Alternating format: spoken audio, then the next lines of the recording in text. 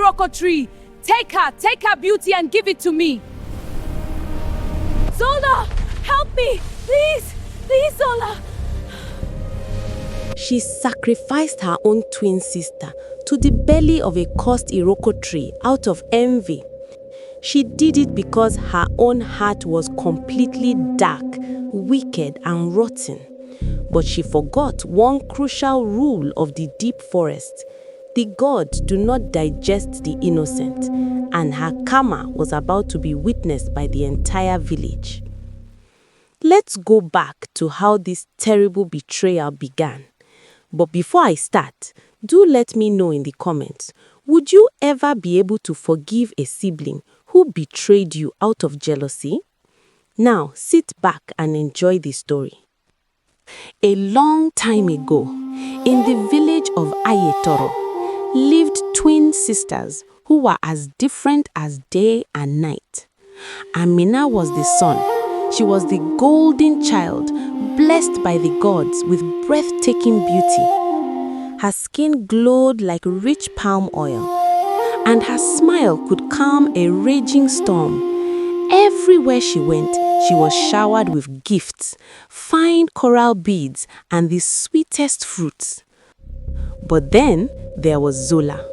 Zola was the shadow, and her heart was just as ugly as her face. It showed in absolutely everything she did.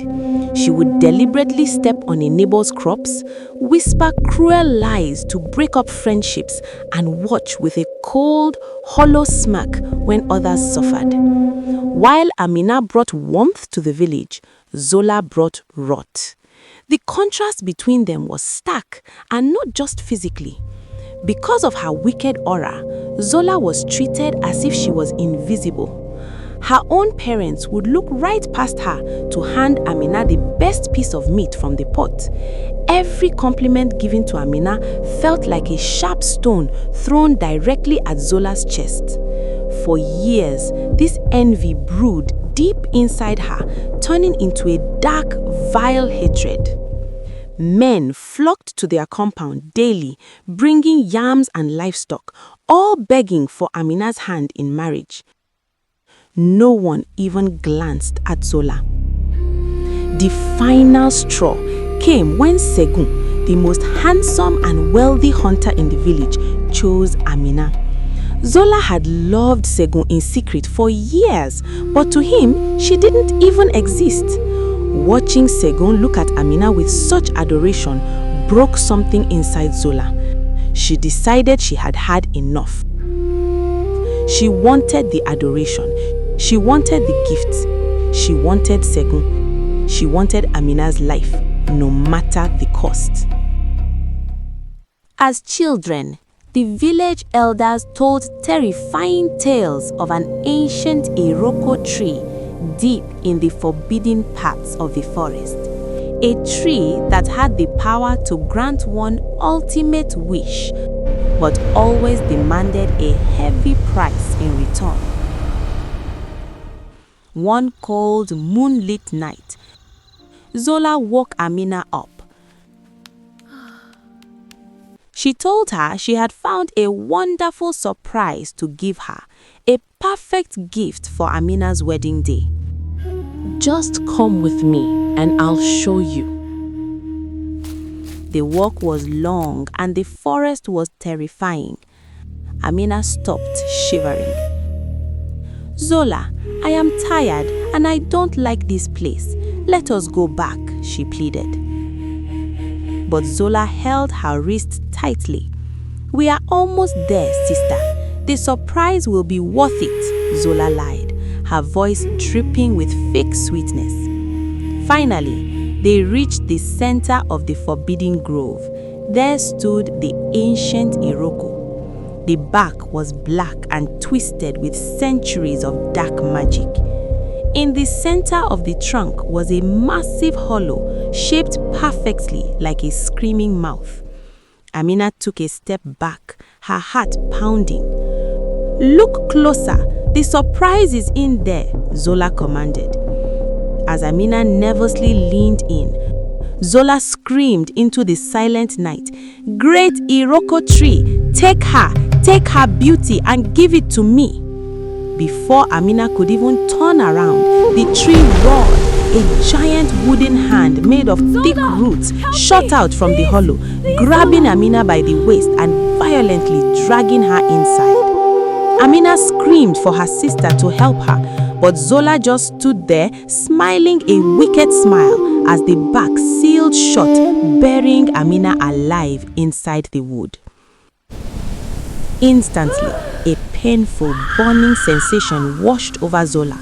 Her bones shifted, her skin smoothened, and her harsh features melted away. When she looked at her reflection in a nearby puddle, Zola was gone. Staring back at her was the breathtaking, flawless face of Amina. She had successfully stolen her sister's beauty. Zola returned to the village just as the sun came up. For the first time in her life, she felt the weight of heavy gold beads around her neck and the soft touch of expensive silk wrappers. Her parents looked at her with tears of pride, completely unaware that their true daughter was gone, suffocating in the dark forest. Zola relished the attention. When Segun held her hand and whispered sweet words to her, she felt a twisted sense of absolute victory. Zola thought she had committed the perfect crime. She had the face, the family, and the man. But the deep forest does not forgive a thief. As the wedding day approached, the villagers started to notice small things. Amina was known for her gentle, kind spirit. But this Amina would yell at the children, kick the stray dogs, and scowl when she thought no one was looking. Her beautiful face would sometimes twist into a bitter, ugly sneer that reminded the parents of the daughter they hadn't seen in days. When they asked where Zola was, she just coldly replied, "Who cares? She probably ran away out of jealousy." Finally, it was the day of the wedding.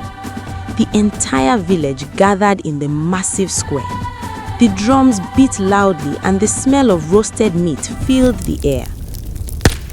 Zola was dressed in the finest coral beads and the most vibrant wrappers.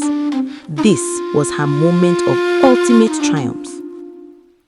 According to tradition, her father handed her a beautifully carved wooden cup filled with sweet palm wine. She was to dance through the crowd, find her husband, and kneel to offer him the drink. Zola danced gracefully, her stolen face beaming with pride. The crowd cheered. She approached Segun, who looked at her with total love. Meanwhile, back in the Forbidden Grove, the massive Iroko tree began to tremble. The forest floor shook violently. The gods of the forest demand a price, yes, but they cannot digest a soul that is pure and innocent. Because Amina had a heart completely free of malice, the tree rejected the sacrifice. The great trunk split open, and Amina was gently breathed out onto the forest floor. She was completely unharmed, and in fact, she looked even more radiant, glowing with the ancient protective light of the forest. Back at the village square, because the tree had rejected the sacrifice, the dark magic holding Zola's disguise together instantly shattered. Just as she began to kneel before Segun with full smiles, a terrifying sound echoed through the square. Crack! In front of the horrified village, the beautiful Amina face she wore began to dry up, cracking and peeling away violently like thick, dead tree bark. Segun gasped in horror. Underneath the peeling bark, Zola's true wicked face was revealed. But the curse wasn't done. Her punishment for the failed sacrifice took hold. Her skin rapidly hardened into dark wool. Her scream was cut short as back grew over her mouth, turning her body into a gnarled, permanent wooden statue in the center of the square. Only this time, she didn't have Amina's face. She was frozen forever with her own ugly, screaming face, her terrified eyes still completely visible. Amina walked back into the village just as the final piece of bark solidified around Zola. The villagers, Segun, and her parents fell to their knees weeping, thinking they were seeing a ghost or a forest spirit.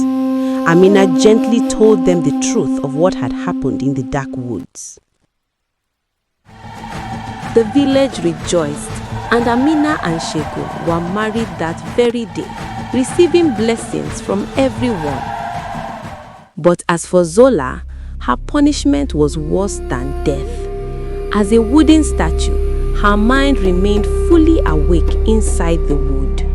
She was forced to stand in the center of the village square every single day, watching Segun love Amina. She had to watch the life she tried to steal happen right in front of her. And because she was just a piece of ugly wood to the villagers, they used her to sharpen their farm knives and tie their dirty goods. I hope you enjoyed this terrifying tale. The moral lesson of this story is simple. Envy is a poison that will always destroy the cup that holds it. Zola was so obsessed with what her sister had that she invited dark forces into her life, and those same forces consumed her. You cannot build your happiness on the grave of someone else. Thank you for watching. If you loved this story, do not forget to hit the subscribe button, leave a like, or share it with your friends. See you in the next tale.